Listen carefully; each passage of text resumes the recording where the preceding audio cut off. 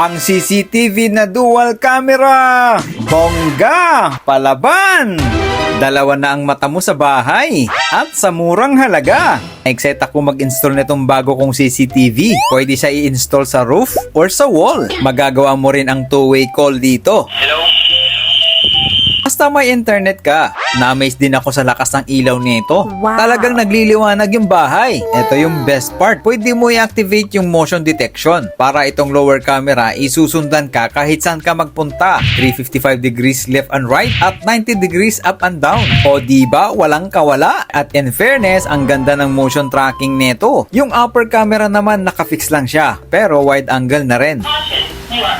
Pwede ka mag-set ng alarm kung sa tingin mo merong threat. 1080p na rin pala ang kanyang video quality. Sa panahon ngayon, iba na ang may surveillance camera. Pwede pala ito pang indoor tsaka outdoor. Kung trip mo to, nasa baba